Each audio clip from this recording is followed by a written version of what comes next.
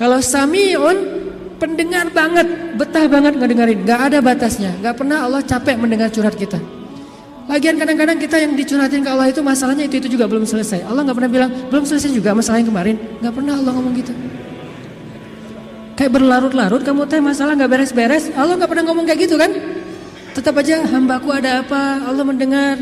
Dan bukan cuma mendengar, Allah yang ngedatangin kita ke langit dunia setiap sepertiga malam. Terus Allah bertanya, hal min dihajah, ada nggak di antara hambaku yang butuh sesuatu? Sini. Hal min taib, adakah di antara hambaku yang pengen taubat? Sini aku terima taubatnya. Hal min mustaghfir, adakah di antara hambaku yang pengen minta ampun? Sini aku ampuni dosanya. Allah datangin kita, Allah nawarin jasa kepada kita, masih kita bilang juga Allah nggak berjasa dalam hidup kita. Masih kita bilang kita nggak butuh Allah Subhanahu Wa Taala. Fabi ayyi ala'i rabbikuma tukadziban. Jadi teman-teman, ada orang kadang dalam kehidupan kita itu berjasa banget sampai kita nggak bisa ngelupain dia. Salah satunya dalam hidup saya misalnya yang paling berjasa itu ibu nomor satu pastinya ya. Kedua istri. Orangnya ada soalnya di sini. Ibu, istri.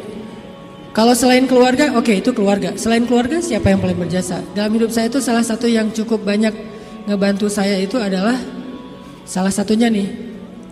Ada saudara saya, Ustadz Muhtarom namanya, dosen 4, tinggal di Antapani.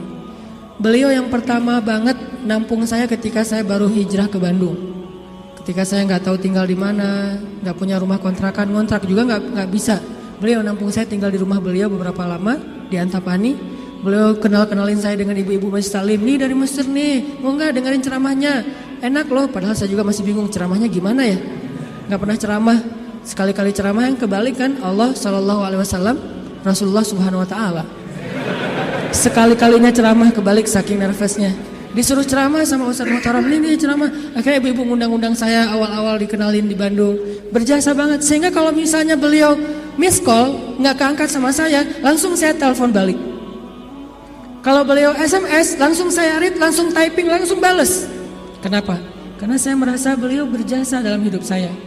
Adakah yang lebih berjasa dalam hidup kita daripada Allah Subhanahu Wa Taala?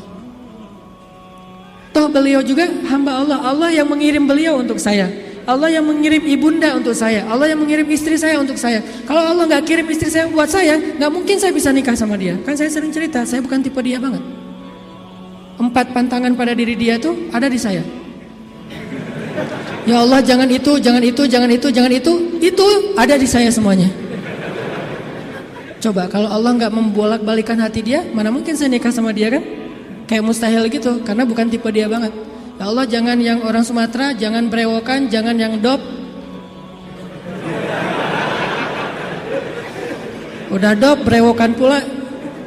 Jangan anak pesantren, karena mungkin beda kebiasaannya, terlalu soleh kali menurut dia gitu ya.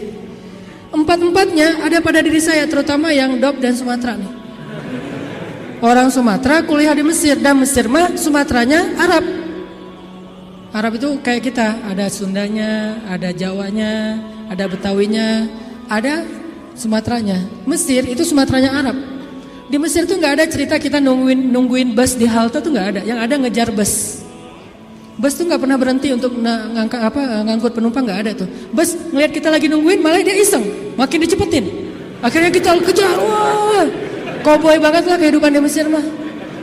Dia cuma berhenti kalau yang nungguin itu ibu-ibu. Kenapa? Karena ibu-ibu di Mesir itu raja, nggak ada yang berani sama ibu-ibu.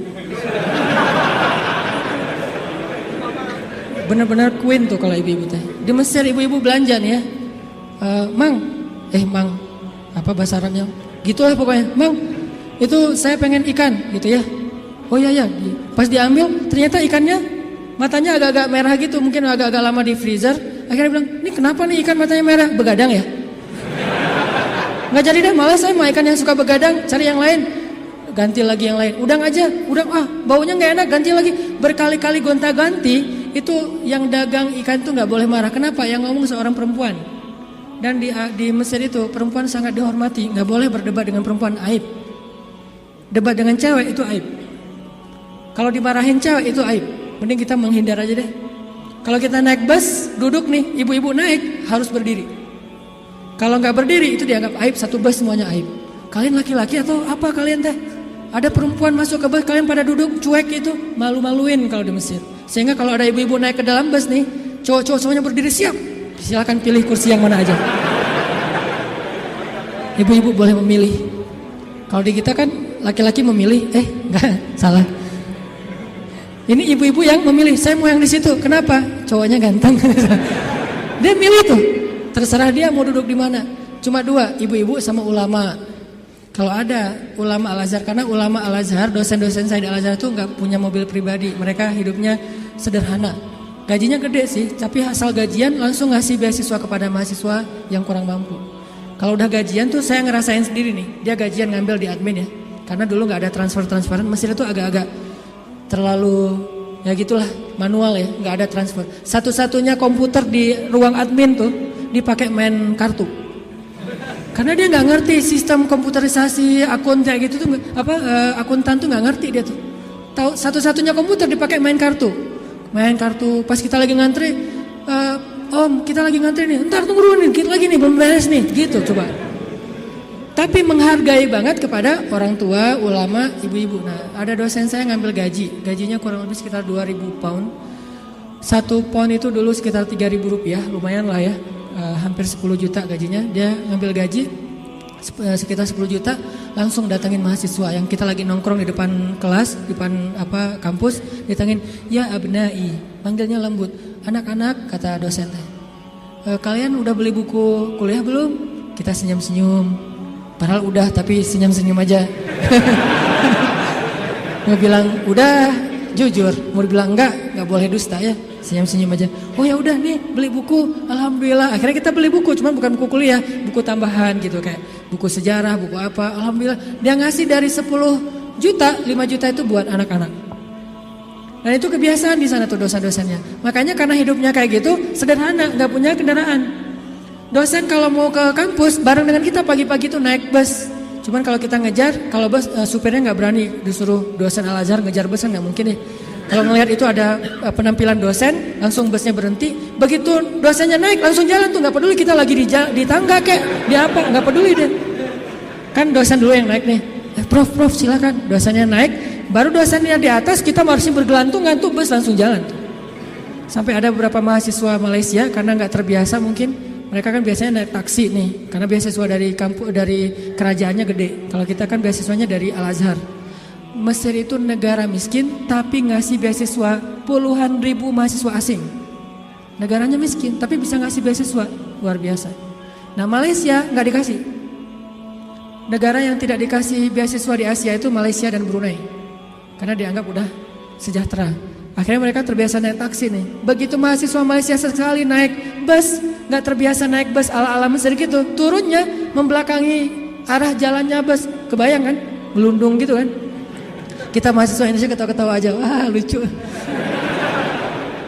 Kalau kita kan udah biasa koboy ya, kejar bus, terus turunnya sambil lari.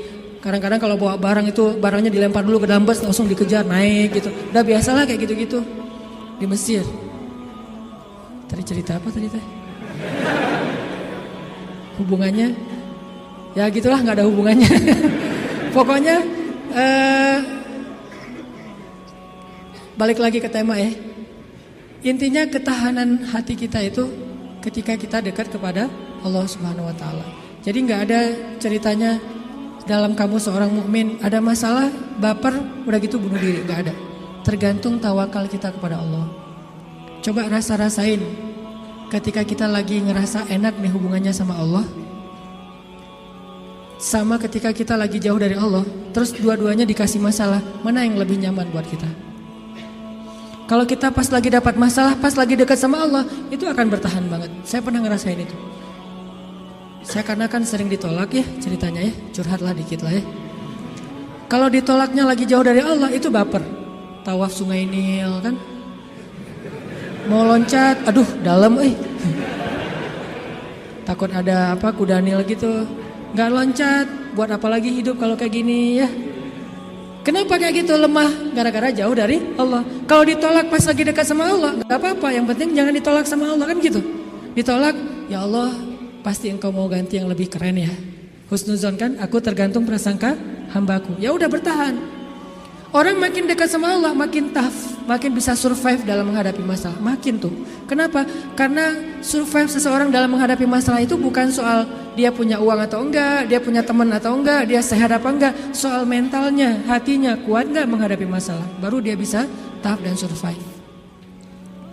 Ada orang yang secara fasilitas hidup udah nyaman, kenapa masih bunuh diri? Termasuk tadi tuh, di Jepang itu kan jaminan sosial tinggi banget ya, luar biasa ya. Sampai ada teman saya, bukan hanya berlaku untuk warga Jepang, untuk warga asing yang kerja di Jepang tetap dapat jaminan sosial karena pajaknya tinggi. Ada teman saya yang ngelahirin, setelah dia nikah, hamil, lahir, itu anak biaya ngelahirinnya ditanggung pemerintah, terus ibunya boleh cuti selama 6 bulan, tapi tetap dapat gaji full setiap bulan. Cuti 6 bulan, gaji fullnya setiap bulan, ditambah lagi dengan bonus karena udah punya anak. Dikasih bonus, jadi punya anak dikasih bonus. Makanya di sana tuh kayaknya orang menikah itu semangat ya, nggak pengen istiqomah jomblo lah ya. Karena jomblo nggak ada bonus di sana. Begitu nikah dapat bonus, begitu punya anak dapat bonus. Tapi ada batasannya, anak nggak boleh banyak-banyak juga. Makin nambah anak, makin nambah pajak. Jaminan sosialnya tuh tinggi. Tapi kenapa kok malah gampang putus asa? Padahal secara fasilitas hidup sudah tercukupi, mental. Mungkin secara etika keren lah, pokoknya ngacung jempol pokoknya. Tapi kalau mentalnya lemah, kosong. Ada yang gersang di dalam hatinya karena tidak diisi dengan kata Allah di dalam hati mereka. Di satu sisi kita perlu belajar kepada mereka, di sisi yang lain mereka perlu belajar kepada mukmin. Salah satunya mukmin di Indonesia. Ketika kita jauh dari Allah, mulai naik tingkat kriminal, mulai naik tingkat bunuh diri, mulai banyak orang yang putus asa, mulai banyak orang yang mengeluh, terjadilah krisis sosial. Itu ketika jauh dari Allah. Sejak kapan dalam persepsi kita miskin itu masalah? Di zaman Nabi miskin itu bukan masalah. Masalah itu fakir, bukan miskin. Di zaman Nabi malah berdoa jadi pengen jadi orang miskin. Ya Allah, hidupkan saya sebagai orang miskin, matikan saya sebagai orang miskin, bangkitkan saya bersama orang miskin. Nabi itu cuma bilang hampir-hampir kefakiran itu menyebabkan orang kufur. Itu teks hadisnya, kadal fakru ayyakuna kufran, bukan miskin jadi kufur. Nggak ada teks kayak gitu. Terjemahan kita yang keliru. Orang miskin itu dekat dengan kekufuran. Nggak ada teks hadis kayak gitu. Yang ada fakir dekat dengan kekufuran. Terus apa bedanya miskin dengan fakir? Miskin itu kurang harta, kalau fakir itu kurang syukur. Makanya Nabi dalam konteks miskin malah berdoa pengen jadi orang miskin supaya hisabnya gampang. Tapi kalau dalam konteks fakir, Nabi malah bertauz, Allahumma inni a'udzubika minal fakri. Ya Allah, aku berlindung kepadamu dari kefakiran. Maksud kefakiran di dalam doa Nabi itu bukan kurang harta, tapi kurang syukur, kurang qanaah dengan apa yang diberikan Allah Subhanahu wa taala. Mental. Makanya salah satu misi Allah menurunkan Islam, mengutus Nabi Muhammad SAW itu adalah membangun mentalitas manusia yang kita sebut dengan mukmin muslim. Mentalnya yang dibangun, sehingga dengan mental itu lahirlah kebaikan-kebaikan yang sifatnya moral, kebaikan yang sifatnya akhlak, kebaikan yang sifatnya ritual, ibadah. Tapi semuanya berawal dari mental, termasuk sabar, mental. Yang menyebabkan seseorang gak gampang panik, mentalnya. Dan mental itu tergantung keyakinan dia kepada Allah Subhanahu wa ta'ala. Masih ingat kisah Nabi ditodong senjata? Nabi lagi di rest area, lagi duduk. Cuman waktu itu gak ada yang jual tahu Sumedang ya. Lagi duduk nih di rest area, istirahat sebentar lah, perjalanannya cukup macet. Ada kren jatuh di kilometer berapa kemarin teh. Istirahat. Lagi duduk di rest area, jauh dari para sahabat. Biasanya Nabi duduknya itu di antara para sahabat. Kali ini beliau pengen menyendiri. Kenapa pengen menyendiri? Mungkin beliau gak enak mau nolak sahabat yang curhat, gak enak menolak sahabat yang ajak ngobrol. Karena sahabat juga kan kalau dekat Nabi curhat, ngobrol panjang lebar, minta selfie segala macam kan. Nah Nabi pengen me time lah, gak pengen diganggu. Kalau udah terlanjur bareng dengan mereka, Nabi tuh gak enakan banget orangnya. Kalau udah Nabi boleh curhat enggak? Nabi gak mungkin bilang enggak. Gak ada kata-kata enggak dalam kamus Nabi itu. Yang ada, oh ya boleh, walaupun beliau udah capek banget. Nah akhirnya pengen ngambil me time, gak mau diganggu, sendiri. Sahabat juga pengertian, oh Nabi lagi pengen sendiri, ya udah menjauh. Ternyata itu jadi kesempatan buat orang kafir, musuh yang pengen membunuh Nabi. Dia langsung datang, nodong senjatanya, pedangnya di leher Nabi. Itu pedang yang sangat tajam, kalau ditarik dikit, udah aja langsung Nabi kegorok. Dia todong di leher Nabi, tinggal ditarik doang. Dia bilang, Muhammad, sekarang kamu jauh dari orang-orang yang mengawal kamu, sahabat-sahabat kamu. Kalau saya gorok leher kamu nih sekarang nih, siapa yang bisa nolong kamu? Di situ kelihatan tawakal Nabi itu, gambaran tingkat tawakal Nabi itu benar-benar hakut tawakulih. Kayaknya rasa-rasanya gak ada di antara kita yang bisa tawakal sekeren itu. Tapi setidaknya kita bisa mengambil itu sebagai inspirasi. Ternyata tawakal itu menguatkan mental. Walaupun gak sekuat Nabi memang. Nabi kan di atas rata-rata ya, manusia paling istimewa lah. Siapa yang bisa nolongin kamu Muhammad? Nabi dengan tersenyum melihat ke arah dia, dengan tenang mengatakan, Allah. Saking mantepnya kata-kata Nabi sampai bikin orang itu gemetar, jatuh tuh pedangnya. Kita belum bisa kayak gitu. Ketika kita datengin, Pak, saya mau melamar anak Bapak. Kamu ngasih makan apa buat anak saya? Allah yang ngasih makan. Astagfirullahaladzim. Iya, terima. Gak bisa. Langsung gemetar tuh orang. Mertua langsung gak bisa berdiri. Mana bisa kita naklukin mertua dengan kata-kata kayak gitu kan? Kemarin aja tadi pagi saya disuruh minta sharing di Mabes TNI aja, saya yang gemetar. Biasanya kan enjoy gitu, ceramah santai dan cari-cari bahan ngebully. Mau ngebully TNI, bayangin. Di depan jenderal-jenderal, bintang 2, bintang 3, ini mau ngebully apa ini? Saya kan mati langkah kalau nggak ngebully ya. Jadi bingung mau kayak gimana. Udah aja kaku nggak jelas gitu, salting pokoknya sampai mereka juga ngeliat ini ceramah atau lagi curhat ya, nggak jelas gitu. Artinya kita tuh nggak punya mental kayak Nabi tuh. Menghadapi makhluk aja kadang-kadang keder. Nabi menghadapi orang yang satu-satunya paling memusuhi beliau, udah siap pengen menggal kepala beliau. Coba imajinasikan deh adegan itu. Karena kalau cuma baca teks sejarah nggak akan dapat apa-apa. Oh gitu doang. Padahal kita juga nggak bisa kayak gitu kan. Bisa nggak kita ketika lewat satu jalan terus digonggong sama guguk misalnya, terus kita santai, kamu dan saya sama-sama hamba Allah, bisa nggak kayak gitu? Sehingga dia langsung melipir, oh ya salah, sorry, salah ngegonggong ustadz ya, nggak gitu kan? Tetap aja kaget, walaupun nggak takut mungkin kaget pasti dengan suaranya nyentaknya, baru sekali dia bersuara langsung, oh udah gitu jaim-jaim melihat orang, ada yang lihat nggak saya kaget gitu kan ya? Tapi Nabi nggak sama sekali kayak gitu. Dia todong dan orangnya itu preman, bayangin tatoan preman yang udah biasa bunuh orang buat dia itu kayak hobi, kayak kita ngopi gitu. Aduh hari ini belum bunuh orang gitu. Jadi sakit kepala kalau belum bunuh orang. Orang kayak gitu tuh nodong Nabi pakai senjata yang udah tajamnya luar biasa, ditarik sedikit langsung udah Nabi bisa kegorok. Nabi menjawab dengan tenang, Allah yang nolong saya. Dia gemetar, jatuh pedangnya diambil balik, ditodongin balik sama Nabi. Sekarang kalau saya pengen bunuh kamu, siapa yang nolong kamu? Kata dia, engkau wahai Muhammad. Nabi tersenyum, diambil pedangnya dikasih lagi kepada dia. Nabi gak takut dibalikin lagi kayak tadi, gak, dikasih lagi sama Nabi. Nabi itu orangnya bisa menaklukkan hati orang seketika tuh. Ketemu langsung berubah hatinya kalau hatinya baik. Satu-satunya yang gak bisa ditaklukkan itu kalau hatinya memang diisi dengan kesombongan. Karena itu sudah ditaklukkan oleh setan. Kalau hatinya bersih baik, Nabi bisa membujuk hati orang. Itu keahlian Nabi SAW. Akhirnya dia dapat lagi pedangnya disarungkan, dia jadi malah duduk di tarbiyah sama Nabi. Jadi curhat, saya tuh galau berat ya Rasulullah. Tadi gini sekarang jadi curhat, jadi baper. Gimana nih Rasul, mending saya putusin aja gitu Rasul. Malah cerita tentang masalah pribadi. Nabi kasih solusi, Nabi tepuk-tepuk punggungnya. Ya udah sabar ya, jangan terlalu baper, kan ada Allah. Oh iya ya benar Rasulullah. Saya boleh izin pulang ke negeri saya Rasulullah, buat apa? Saya pengen ngasih tahu ke orang-orang supaya masuk Islam. Agama Islam itu luar biasa. Dia pulang ke kampungnya, dia ceritakan kepada orang lain tentang pengalaman dia ketemu Nabi. Akhirnya berbondong-bondong orang masuk Islam.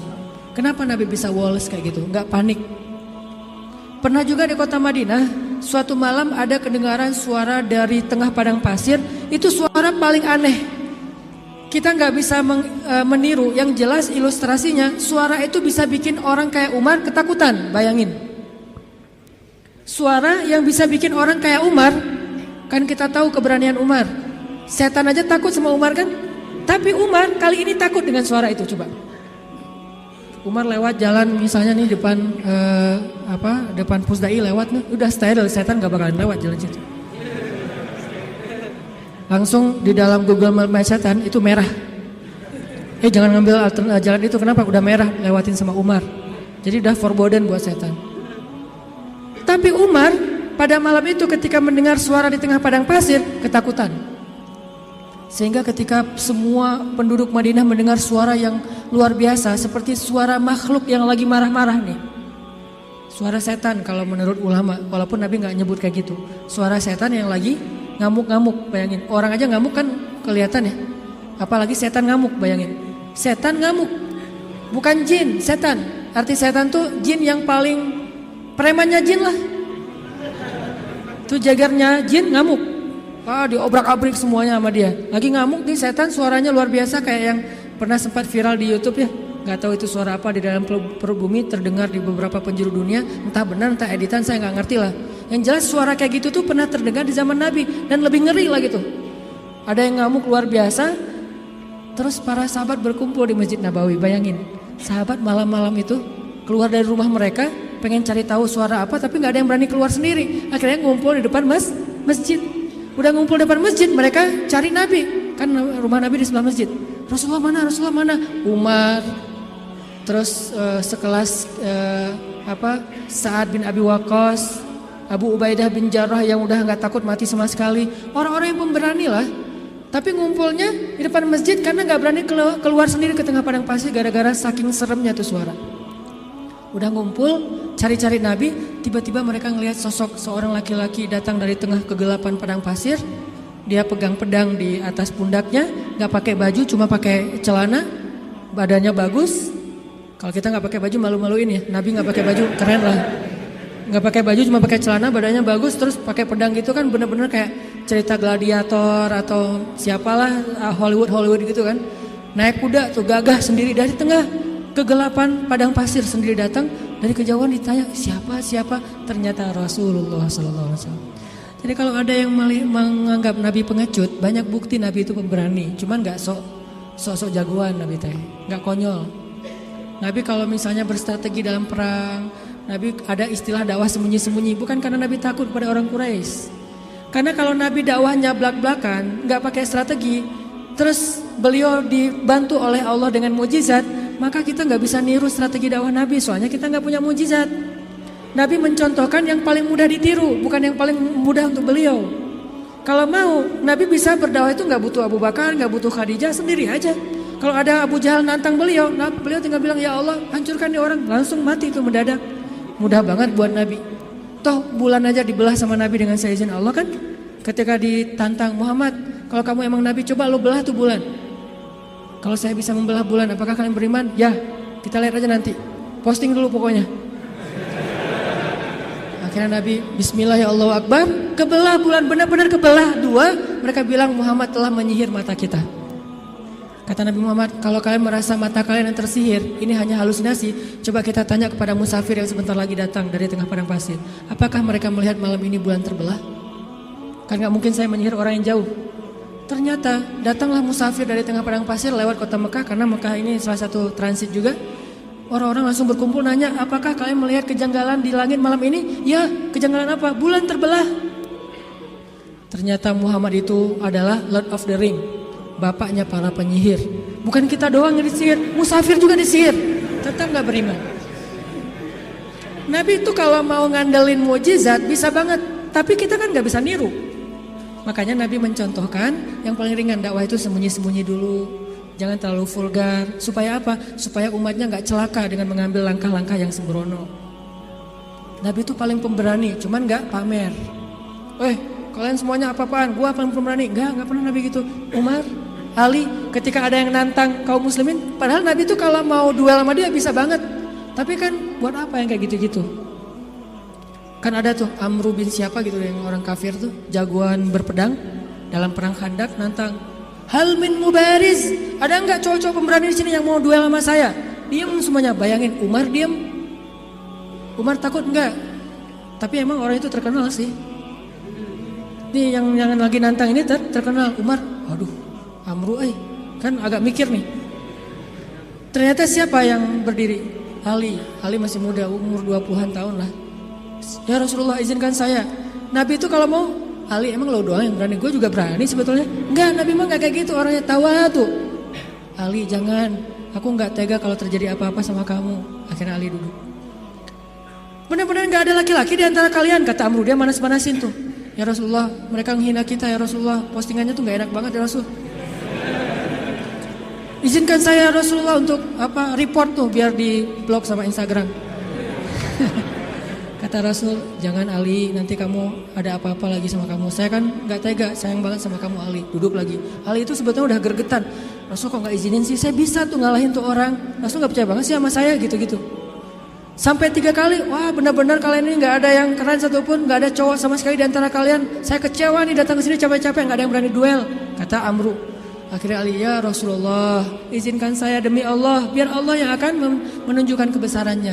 Akhirnya Nabi diam, membolehkan Ali berangkat. Wah langsung kata Ali, ya Amru, saya mengajak kamu kepada Islam secara baik-baik. Kata Amru, gak ada urusan saya dengan agama itu.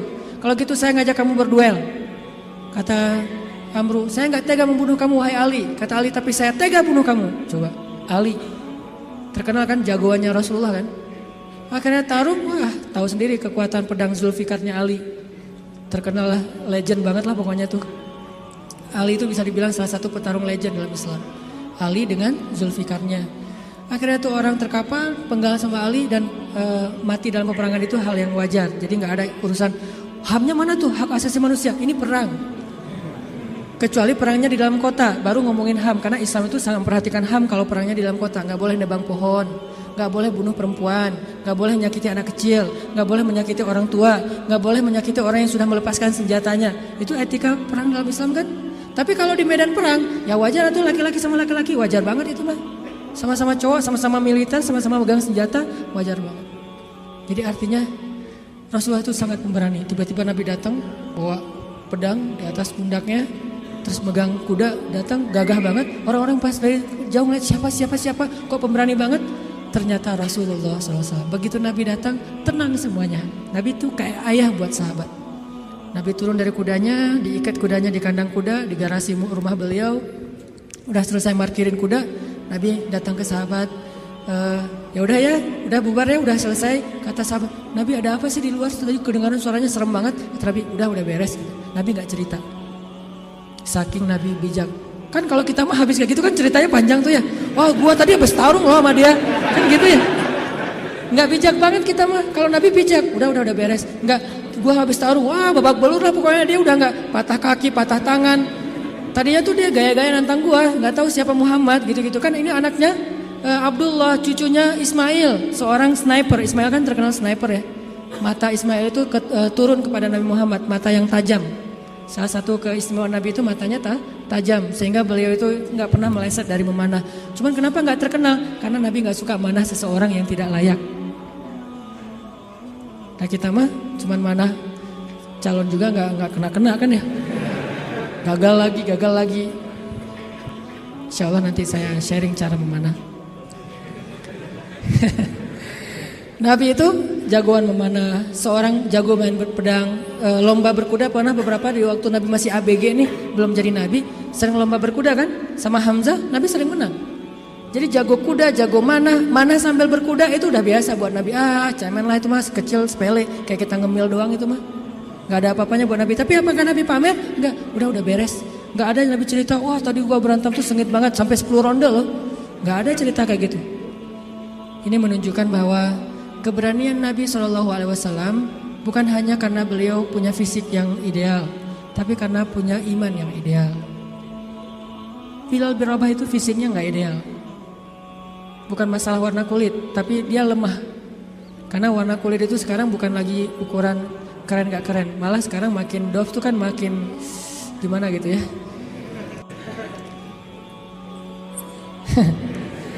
Makin dof katanya makin apa istilahnya? Ya, gak enak nyebutnya dalam masjid. Nah, Bilal itu mungkin dia orang yang kulit hitam.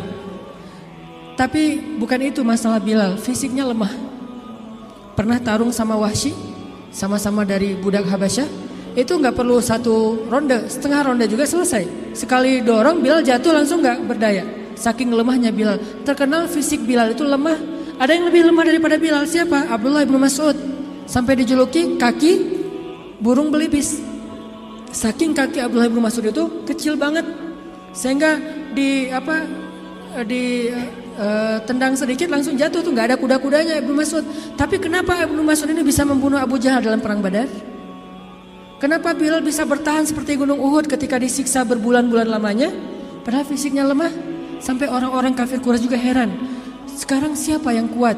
Dulu kita pikir Wahsy itu kuat, dulu kita pikir Umayyah bin Khalaf kuat, tapi ternyata Bilal lebih kuat dari mereka semuanya ketika sudah beriman. Lalu ketika mereka bertanya kepada Bilal, ya Bilal, setan apa yang merasuki kamu tiba-tiba kamu jadi orang yang tangguh? Kata Bilal, iman, bukan setan. Iman yang masuk ke dalam hati saya, dan itu meneguhkan seseorang. Watsabbit aqdamana, jadi sabat. Makanya teman-teman, kalau kita mau nggak gampang panik, mau woles, mau survive, mau tough menghadapi masalah, mau terisi jiwa kita, sehingga kita selalu punya hope, punya harapan, dan tidak pernah berputus asa. Isilah hati kita dengan iman kepada Allah. Gimana mengisi hati kita dengan iman? Belajar yakin sama Allah.